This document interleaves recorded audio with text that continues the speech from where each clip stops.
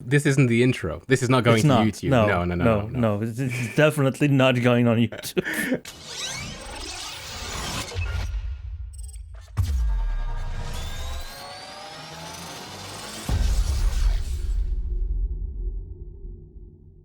And blink. Hello, everybody, and welcome to the Fortnightly Frontier, your favorite Star Citizen podcast in this little corner of the internet where it's just you and it's just Myre and me. I am Darjanator, and as I said before, this is Myre over here, my faithful co-host and birthday boy for this show, sporting an unusual color of hat for some reason. It's a birthday hat. It's a birthday hat. It's a birthday hat, yeah. Anyway, yes. But this is Fortnightly Frontier, a Star Citizen podcast, among other things. Yeah. So thanks for watching, and we'll see you in the next one. I always do that. Whenever there's awkward silence, I have to. I just have to. Yeah. My go-to filler. It's in your contract, actually. Yeah, so today we're going to be talking about, I guess, what was the thing you wanted to, it was, how did you word it? I worded it, so how Star Citizen is becoming less and less a consequence-free sandbox and actually becoming, a game where your choices sort of matter. We started getting that feeling heavily with the new prison. Yeah, totally. Where you are sent away for the crimes against stantonity. I don't think I'll pick up, but okay, yeah. Yeah, probably not. Yeah. Especially because it is absolutely. Anyway, I mean, some more than others. I mean, you have like a jail again emote. I think, even because you seem to find yourself in jail more often than none. Well, yeah, I mean, like, when CIG implemented jails and stuff, as you said, it kind of added more restrictions to what you could do, I suppose, in terms of, like, how you go about doing things, and to give you more of a consequence to stuff. But, it was heavy-handed, but at the same time, they had every right to be, because they're trying to come up with a system that will, evolve with us. And if it isn't heavy-handed, then kind of tuning it up is more difficult, I'd imagine, than having something that's really strict and then toning it down a tiny bit. Mm-hmm. But yeah, and the jail again emotes, because jail again. Yeah. Jail again. Yeah. Mm-hmm. But yeah. And there's absolutely no way to cheese your way out of the jail in just like 10 minutes tops. Not unless you have infinite merits. Or you're very good at platforming. That's true. That's very true. Mm-hmm. But yeah, I mean, the gameplay loop, if you're doing it without merits, which they introduced a couple patches ago, like a couple hot fixes ago, if you do it without merits, then it does take a while, because even if you are like a parkour pro and you can get out in 10 minutes, you then still have to have a friend or somebody on the chat agree to pick you up and then quantum travel and take you somewhere else, and then they have to then give you a crypto key, and then you have to hack. And that entire process, and we've tried this as fast as possible, that process takes at the very least 1.5 hours to complete. So even if you do run out of there, it's still really tough. It's still very, very, they're working on it. And I suppose as a first step into deterrence, it's fine. But because, of the way it is, it kind of just makes people log off until the sentence is over and stuff. Yeah, I mean, it is a sort of a deterrent. Like if somebody's being a real asshole, they get sent to prison, and then they just don't get to play the game for how many hours their prison sentence is. And those can be pretty long, and will, I think, get even longer for severe crimes like pad ramming, which is the worst crime you can possibly commit in the game right now. Quite honestly, I think they should. Worse than murder. Yeah, I mean, I think they should. Just because we're currently in an alpha, and alpha is all about testing. You're not going to put somebody, you're not going to make people who are trying to, make something in a different kind of game, right? You're not going to make them wait 2 months to, craft something. But, in the full game, you will do. Same thing with Star Citizen. You're not going to, make somebody in the alpha, do a full intended sentence, you're going to have like a lighter version of it to see how it picks up and that kind of thing. Yeah, in this case, I believe that like the actual nature of Klesher prisons as indentured servitude makes the most sense, because they can say, yeah, well, they worked for their freedom, they are rehabilitated, and then they just go back and murder some more, and it's not Klesher's fault because Yeah, sure. Yeah. That works. They can also dictate how long a sentence can be. A murder is this many merits, and then they decide what a merit is, and it's fine. Yeah. Also, you were talking about how it takes long for your to get to let's say Security Post Korea and hack your way through the system to remove the sentence. Doesn't that also trigger the break-in at Korea mission? Only if you go to Korea. It's one of those things because of the way the current system is laid out. And again, these are just like the stepping stones until the finished thing. But right now, if you have a crime stat in the Crusader system and you go to Korea, yes, a counter mission gets created for you to go there and stop them. If you go to any of the other places where you can do that stuff, you will not. A counter mission will not be generated, and that's more or less also because in those areas they have no fly zones, and a bounty hunter who goes there will still get a first-degree trespassing crime for going to those places. That's being addressed in this next thing, I think. They mentioned this in the lore system changes that Luke Presley and Molly posted a couple weeks ago. But it sounds to me like it's maybe not an easy solution, but a simple logic sort of implementation. Like, okay, so is this person a bounty hunter? Have they accepted a mission for a criminal that is currently also within this location? Okay, they have permission to come in and get rid of them. Yeah, I suppose it's a kind of a knife's edge they have to kind of do as well, because you can't make it too broad, because otherwise what will happen is that you will just accept a bounty and then have immunity everywhere, right? It has to be specific to the place. Yeah, exactly. It has to be specific to the very location. Like if the bounty is also within that specific location, the bounty hunter that accepted the mission to hunt them gets a free pass, but not everywhere else where that could apply. Yeah. I guess the big issue is that the fact that a bounty mission and a counter mission to go to Korea or a counter mission to stop somebody at a commissary are two different things. So as a bounty hunter, you would have to know to get both at the moment, which is maybe what's causing the hang up, because it kind of needs to be paired, doesn't it? Depending on if the bounty you're hunting suddenly all of a sudden has an extra 5,000 UEC on their heads because now they have that other mission to stop them also in the list to pick up. But, I don't know. I think right now it's not systemic enough yet. Right. Like all these counter missions and bounty hunting missions, they're not systemic. They're basically just pre-baked. Yeah, we'll get there. I mean, so I suppose another thing that they're doing again, to move on, is they're finally, we heard about it for a while, and I honestly did not expect it so soon.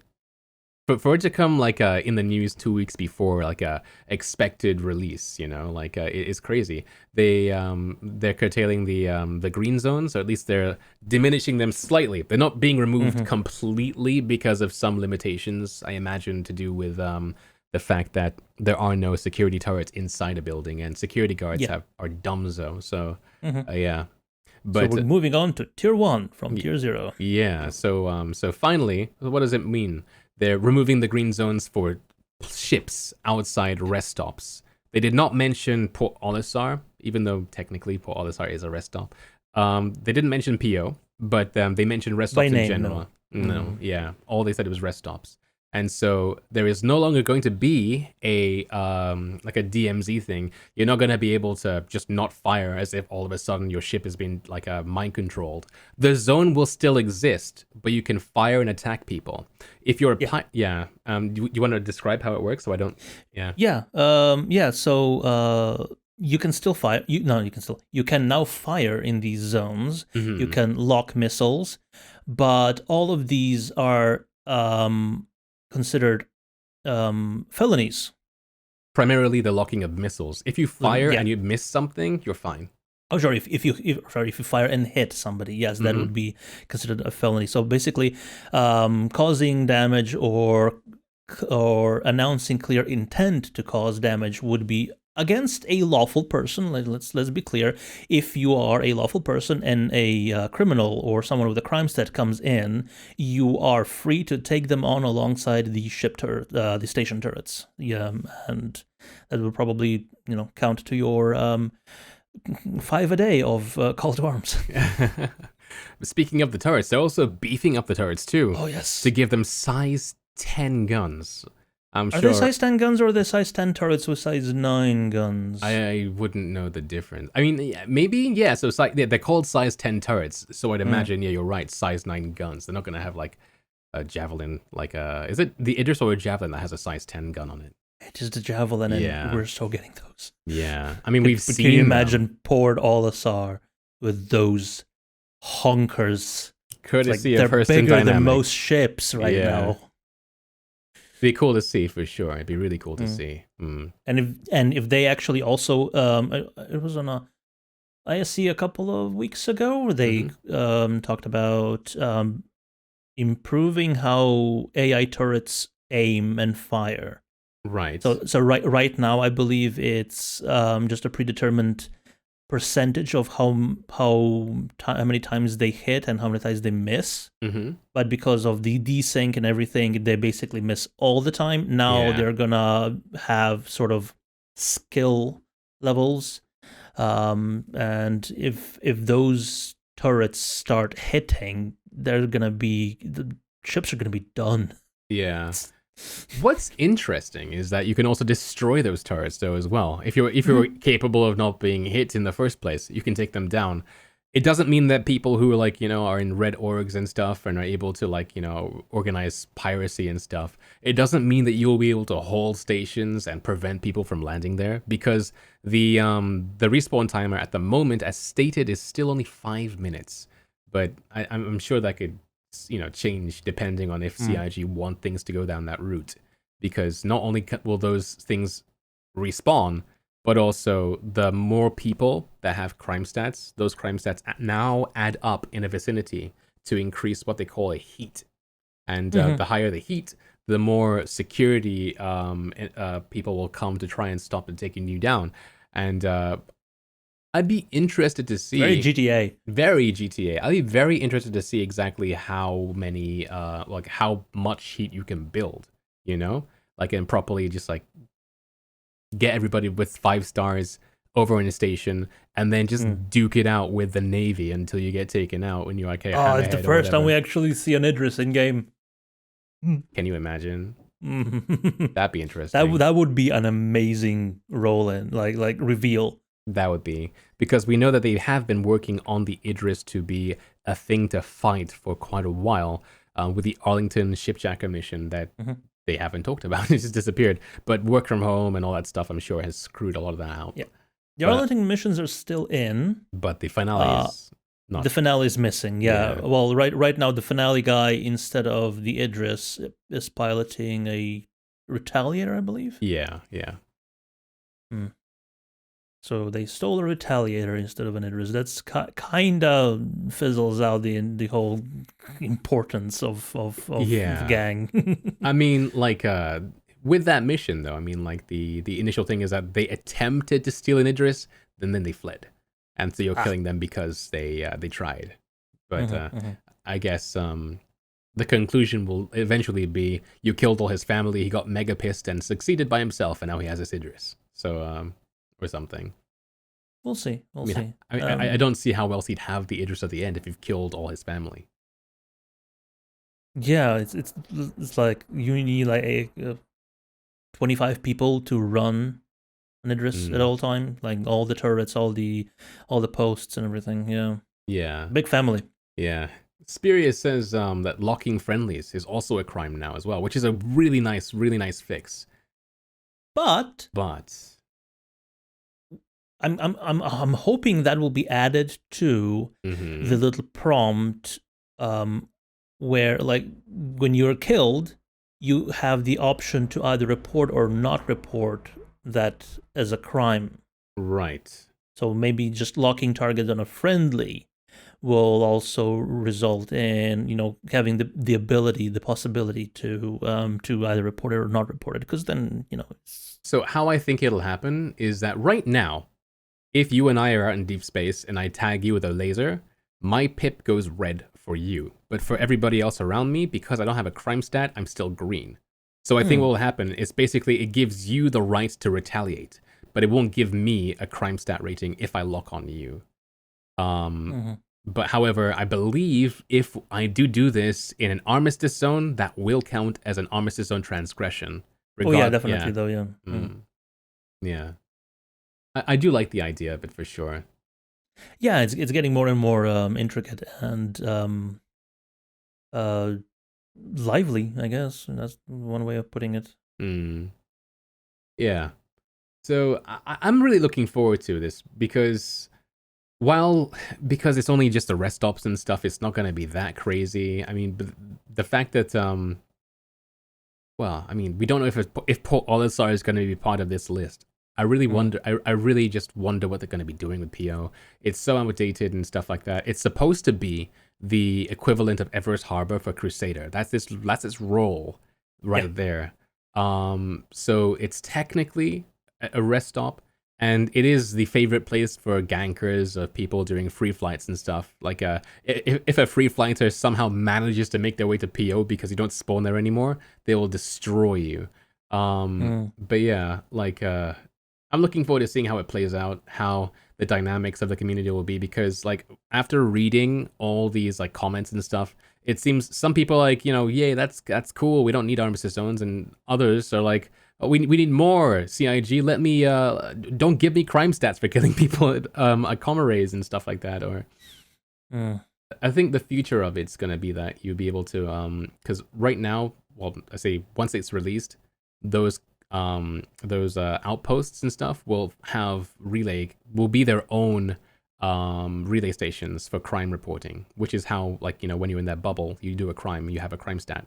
But the same way you can destroy their turrets, I believe you'll be able to destroy antennas and stuff. There was a really old jump Oh point that right, had, yeah. yeah, there's an old jump point that had destructible stuff for stations from a long Okay. time ago. Yeah. Yeah, but But also, do you believe that we'll also get the Comrades replaced with the big Aceto ones that they were showcasing? I think The ones technically where the actual people living and working on. lore wise, all the Comrades in the verse are, well, where we are in Stanton at the very least, are Asiedo Comrades. They Mhm. just look old because they are. Yeah, Um, they look like what is it? The Myre Russian station, mm. basically. It does seem like CIG are trying to flesh out just the Lagrange stations as well, to like give you missions to do around them. It wouldn't surprise me if we did get these larger ones because they do have interiors you can walk around and do stuff in. For Yeah, sure. Mm. that would be cool. Yeah, but to touch back on the destructible turrets, and been respawning in 5 minutes. 5 minutes is nothing. It Like really is, one, yeah. yeah. Once you're actually at a location in Star Citizen and try to do something, 5 minutes passes like that. Yeah. And especially ones that hopefully upgraded. Okay, so this turret has just been destroyed. We need this many technicians to come over to the station and replace it. That be actual missions going out to people to come out and repair them. There's no way they can get one back up in 5 minutes. Yeah, I mean, again, it is subject to change, and they're just trying to Mm. feel it out. It's not immersive at all, 5 minutes, but at the same time, depending on the size of a station, you take down one turret, I mean, by the time you've taken down all the size 10 turrets, but it'll probably be 5 minutes, right? Yeah. So and you have to worry about like the pirates as well. I mean the navy coming to stop you as well. Yeah. At that point, I believe it'll be more about maneuverability and knowing each station's blind spots. Yeah, yeah. So you can, you maneuver over there and EVA out and do your stuff without getting shot at by the turrets. Yeah. So more about smaller, more maneuverable ships than big, tanky ones that can actually engage the turrets and take them down in a timely manner. But here's the question. As a pirate, why would you really care about taking down these turrets? The turrets, I imagine, would have a maximum range as the highest, as the highest maximum range or whatever for a size 9 weapon, I believe, is 5.5 kilometers, right? A torpedo is longer. But these turrets don't fire torpedoes. No, they don't. But like Pete said in chat, get an Eclipse or a Retaliator and get them, get rid of them from a long distance. That's true. But if you're 5.5 kilometers away, why do you need to worry about those things? Because I'd imagine anybody trying to hold a station is really just lurking to kill people. At 5.5 kilometers, well, your guns, I suppose, can't hit people on their pads, but now you can pad explode people to your heart's content. They're essentially enabling all these Retaliator pilots and stuff who do this anyway without, without any kind of what's the word? Any punishment to be able to do it even closer. But we'll see. Maybe, yeah. Because I think it was confirmed that if you are outside the armistice zone and you target somebody inside the armistice zone, that is not going to trigger the felony.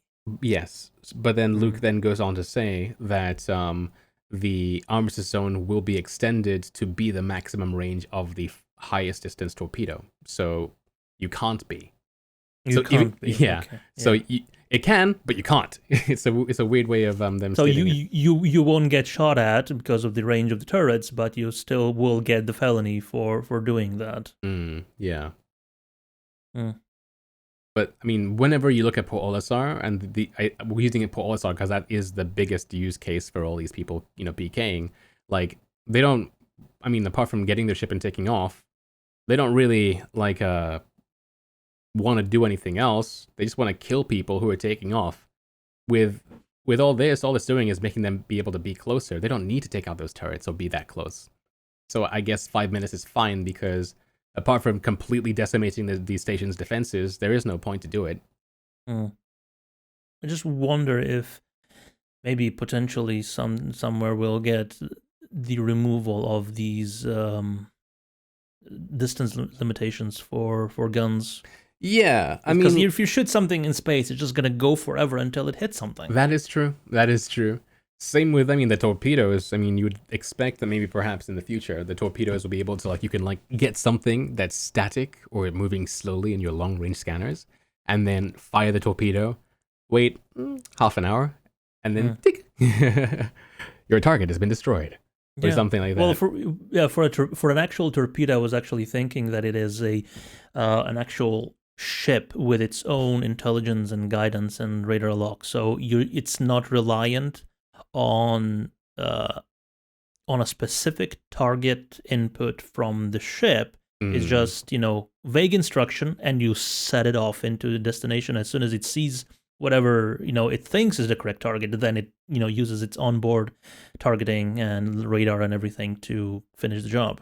Yeah, for the future of missiles in general, I kind of hope that what will happen is that let's say that if you know that something is targeting with torpedoes from years away, you should be able to avoid them or destroy the torpedoes.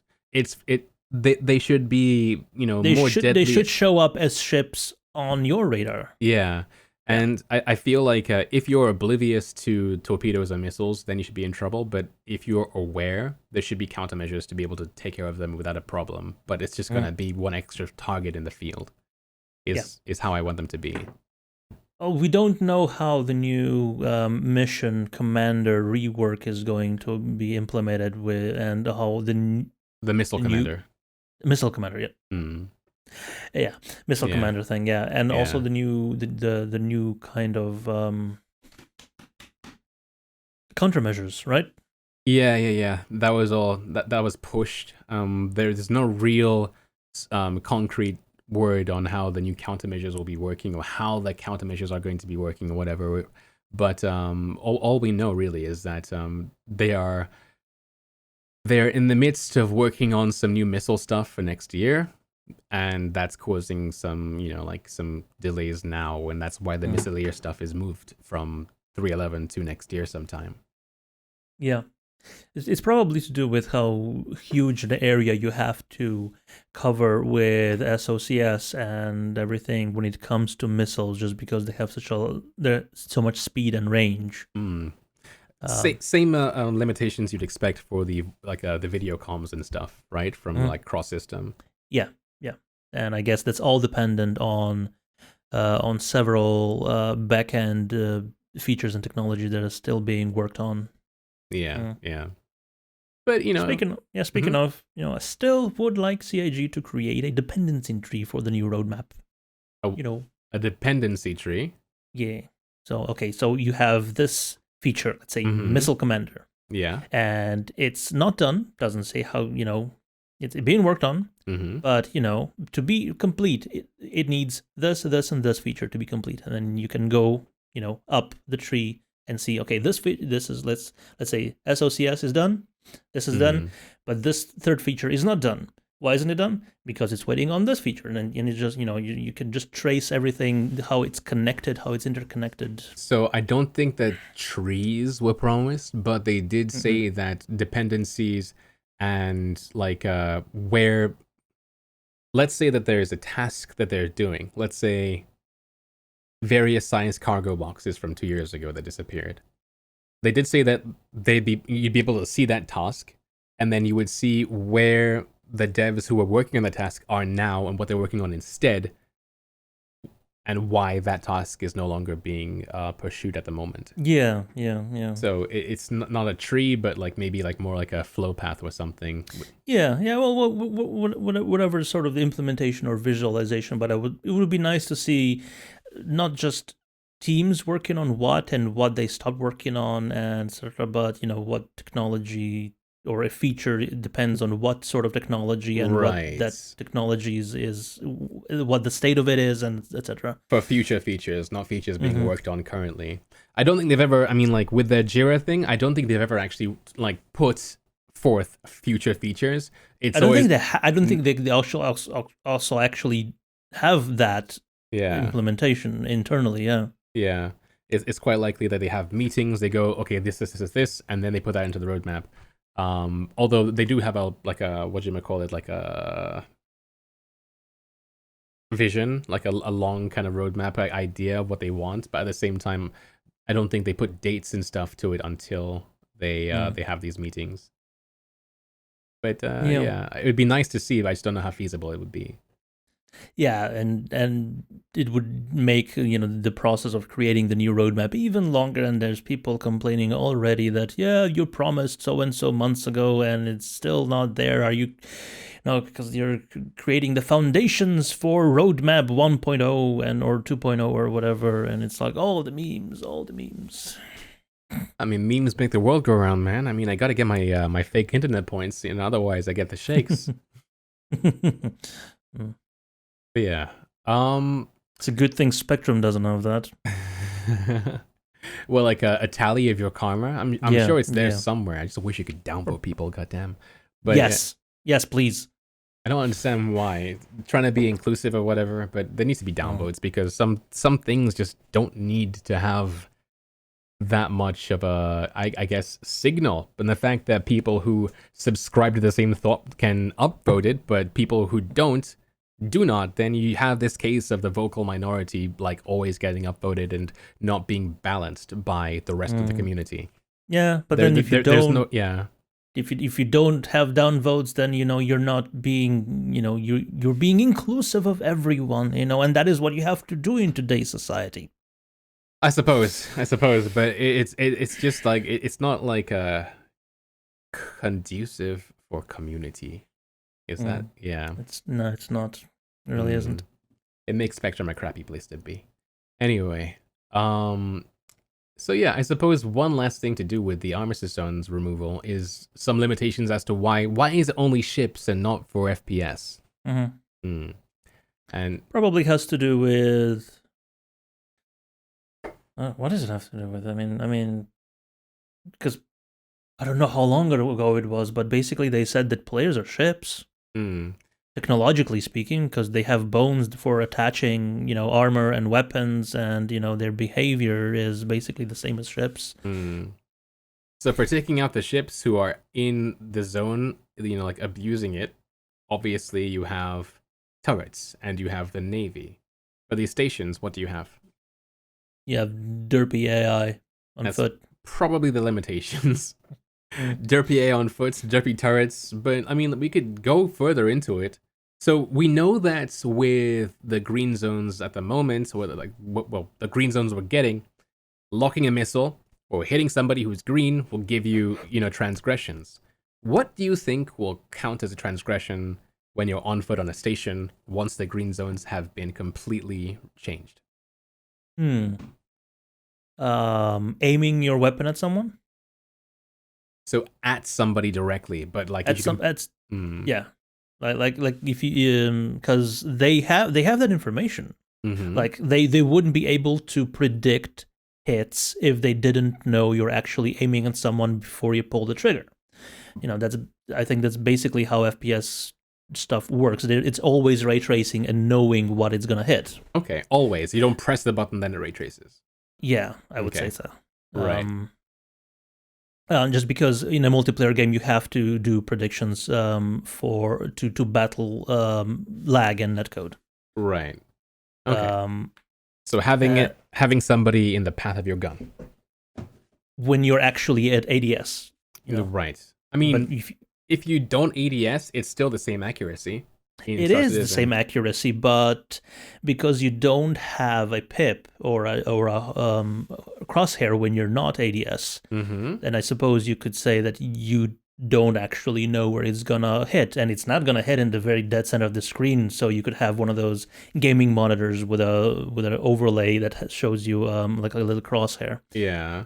But Mm. then, I mean, that would just make people who want to grief just abuse it by never looking ADS because they don't need to. Going ADS in Stormrain actually is a bad move because you lose like half a second where you could just be shooting. Mhm. Maybe that's one of them. Mm, It's like if you're aiming at someone, it's like level 1 transgression, but if you actually hit someone, it's like a level 2 transgression.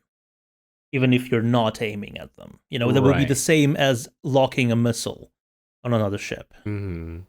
but But, not actually firing. but wouldn't you say a level 1 transgression is already enough to go to jail?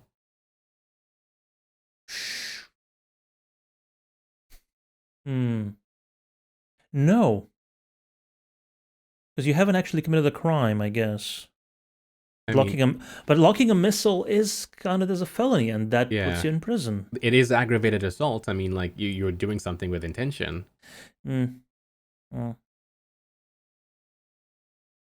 yeah, but for how long? Like if you just aim at somebody, say Mm-hmm. I'm gonna shoot you, and then you calm down and you put your gun away, you go to jail for 15 minutes. Well, I mean, currently, if you kill somebody, right? Well, not currently, but like, the plan is that when you kill somebody and they go to the med bay, they can press a button to report you or not. I mean, it could just be that when you aim at somebody, then you who is being aimed gets a prompt saying X is being a prick. Do you want to report them? And then you report them. Then they're arrestable or whatever. Okay, yeah, possibly, yeah, Hmm. yeah. It's one Uh, way, I suppose. and I guess grabbing somebody, or taking them down, that would also be already, Yeah, brandishing a knife. But then again, so how does the area know you're doing something? Should there be witnesses? Can you like stab somebody in a dark corner, for instance? cameras. Hmm. Well, the game always knows. It just depends on if the actual law system in the game should know. And I believe it's going to also be several levels of that. Like you have the completely gun-free zones of, say, Lorville. Like if you sneak a gun in and they see you with a gun, straight to jail. Straight to the coffin, I'd imagine, with Lorville. At this point, yeah. if you pied back straight into a coffin, yeah, or at least Maria, blessed be her name, or whatever the name is. Maria, pure of heart. Pure of heart, yeah. And then to prison just because he did commit a crime. But I'm guessing places like Levski, which do have their own laws. Having a gun on you, but not actually, waving it around at people, probably not a crime. Same with Grim Hex, I'd imagine. Which makes me think, right? You, as an outlaw, let's say you have a 5-star crime stat. You have 10 bounty hunters who just want ya, right? Currently, if you go to Grim Hex, they can't do anything. They go to Grim Hex, can't shoot, can't do anything. Can you punch people in Grim Hex? Not anymore. They removed that. It was stupid. It was stupid to have in the first place because there was no fighting back. You know what I mean? You can knock somebody out. I mean, you're on the terminals, somebody ambushes you on the terminals. You're buying something, somebody, it's dumb because there's no fighting back. There's no putting them away for it. But once the green zones dissolve, right? A level 5 bounty can no longer just hide in Grim Hex, but they can fortify themselves in Grim Hex. All those NPCs around the place seeing a green with a gun out, looking for bounties, will they just stand idly by, or will they shoot at the green and not the tier 5 bounty? Because at Grim Hex, it doesn't really matter, right? Because it's out of anybody's jurisdiction. They're their own jurisdiction, but they're like the opposite. They are pirates, right? It's a pirate base. So it would definitely make those encounters more interesting. You get a tier 5, and instead of trying to bounty bait somebody at an outpost, you just go to Grim Hex and wait for them there. Oh yeah, so it's like a safe haven for criminals, which is probably what they always wanted it to be. Yeah. I look forward to that whenever they can do it. I mean, they already have turret emplacements and stuff in Grim Hex. Because I think Grim Hex is like Mesa Ear or something, so it does have those turrets because things were a little bit more militarized then. Whereas the new rest stops don't. Oh, it will be very interesting. Yeah. Especially if what you say is true and Grim Hex does become a pirate governed thing. So it is the exact opposite. So if you are a criminal, in terms of what the UEE considers a criminal, and you get into the Port Olisar Armistice Zone, you get attacked by law enforcement, bounty hunters. By law enforcement, yeah. But if you do that at Grim Hex, you get a free pass because you're one of the boys. I imagine that would depend on your crime stat, because if you're too hot, then the implications of that is that, well, now it's not safe to be here because UEE is going to be here because this idiot's here because they've done way too much killing. But I imagine there'll be different shades of red when it comes to places. Grim Hex being maybe at least 50.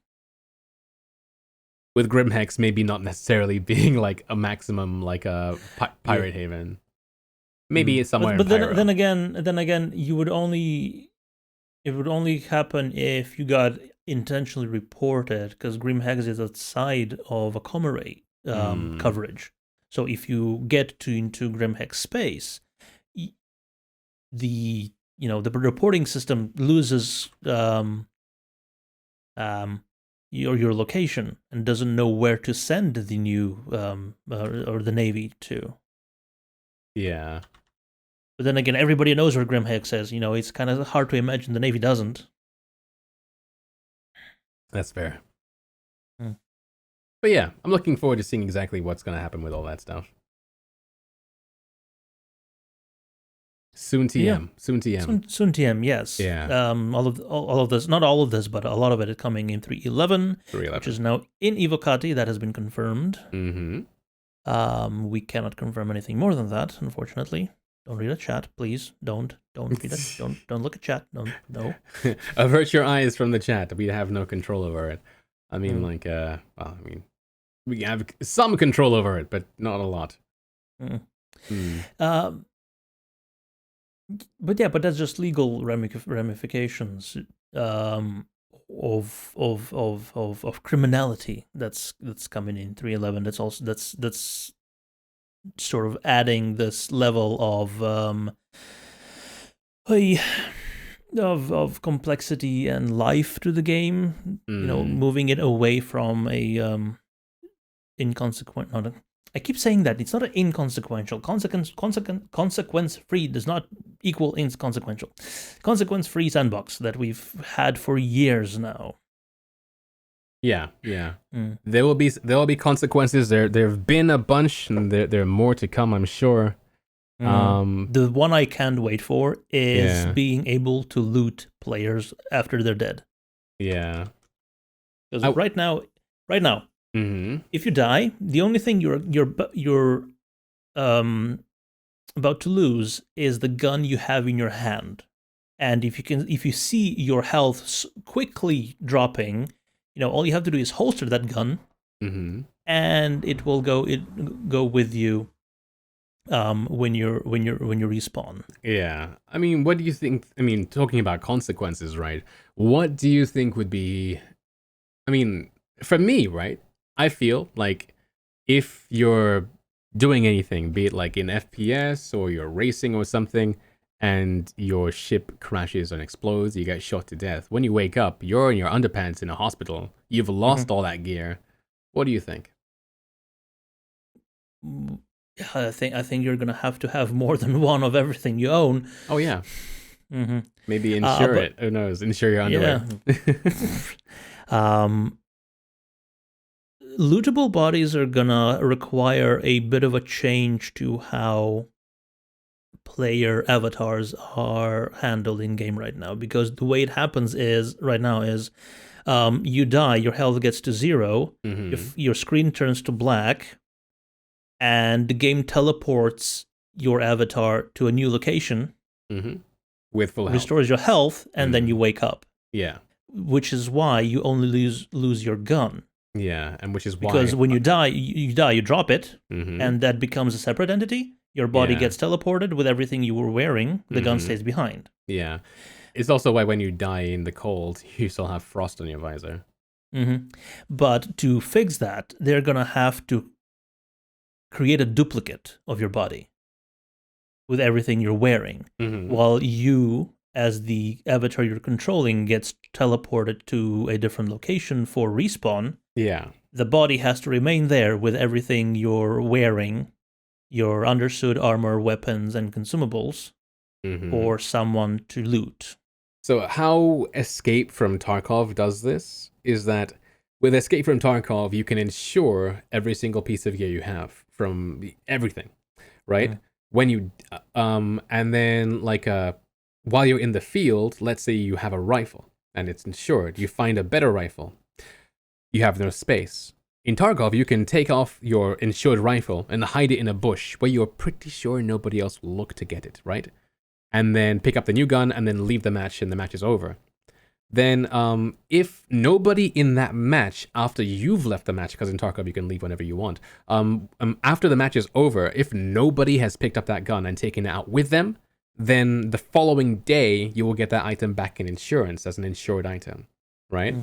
So maybe what would happen is that like when you die in Star Citizen, the gear that you have on you would be on a timer, like maybe like a half an hour, 2-hour timer or whatever. If no other player picks up that gear, then you might get it back somewhere. So I guess it was found by scavengers. They recognized who you were, and they turned in your body to the authorities for your gear to be. I mean, don't you returned. Name tag your underwear? I mean, my underwear is embroidered. Well, there you go. With my initials.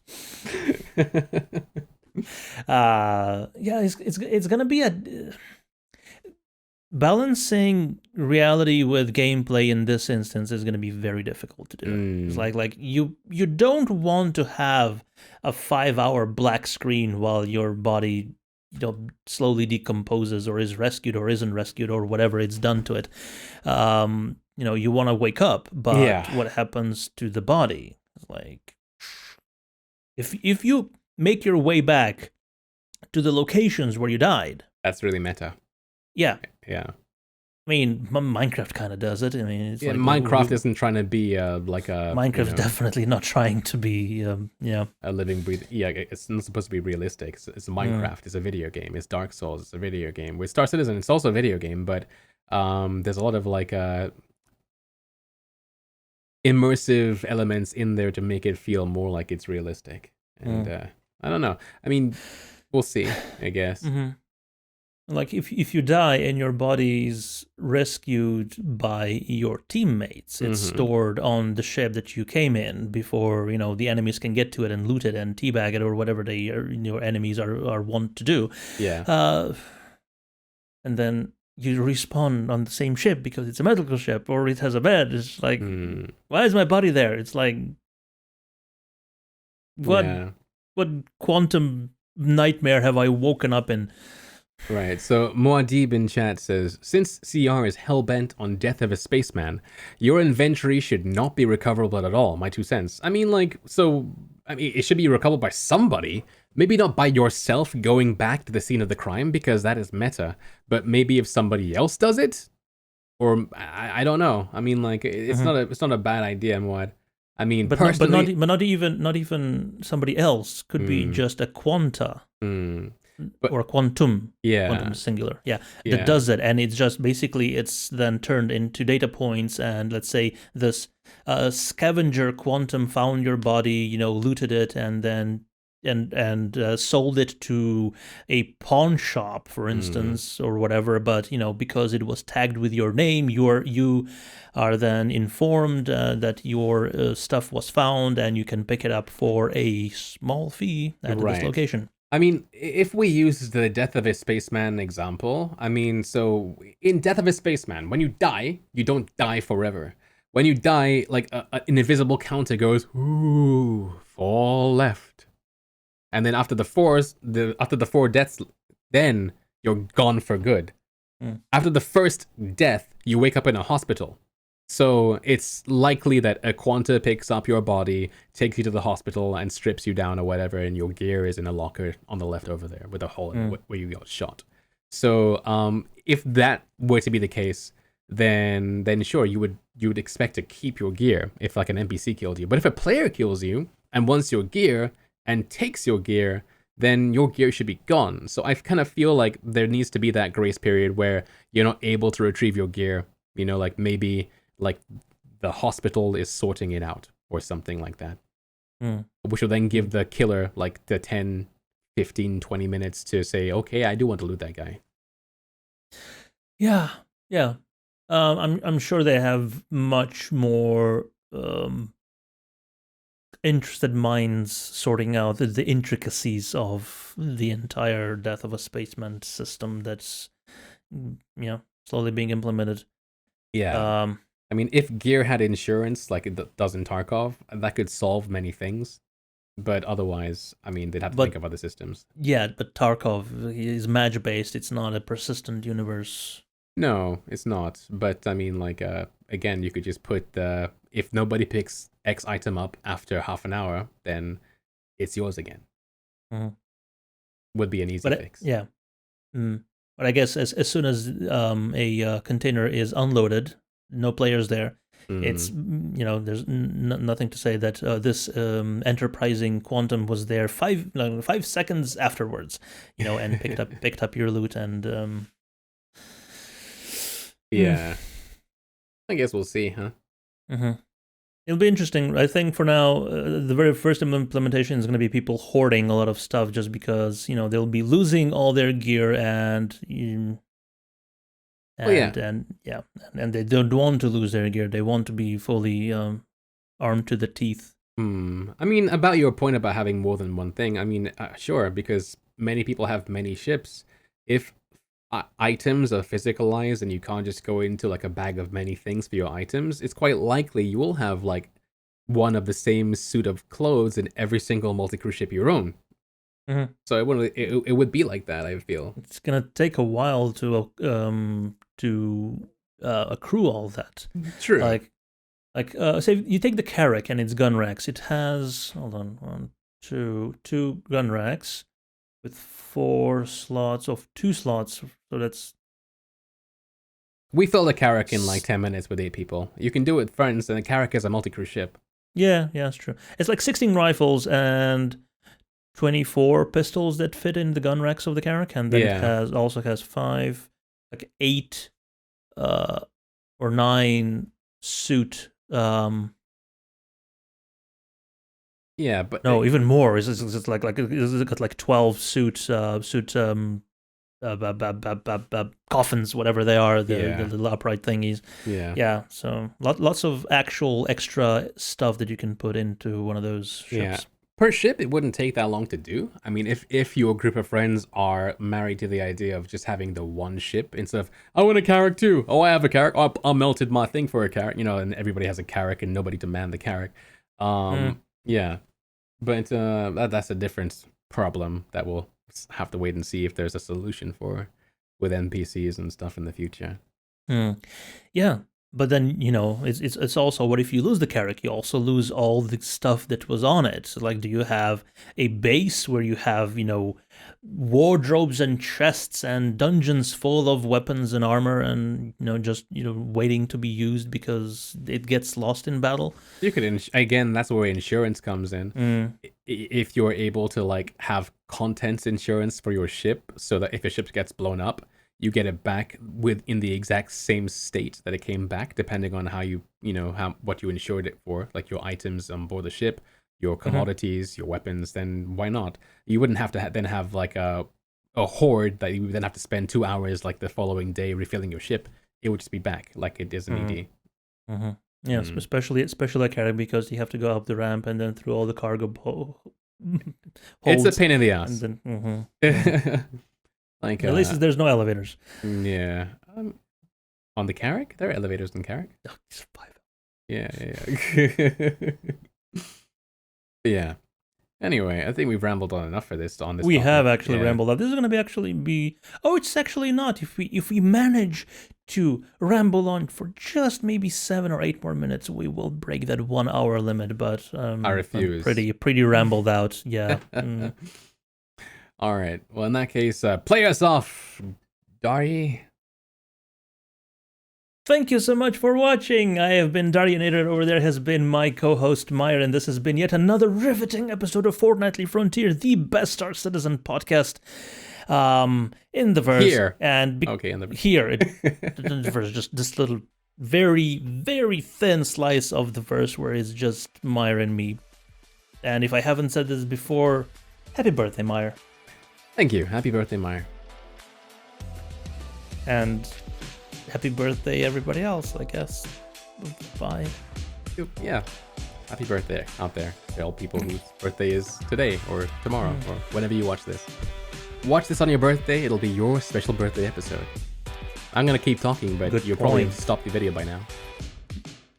Probably, yeah. Good night, San Diego. I'm Ron Burgundy.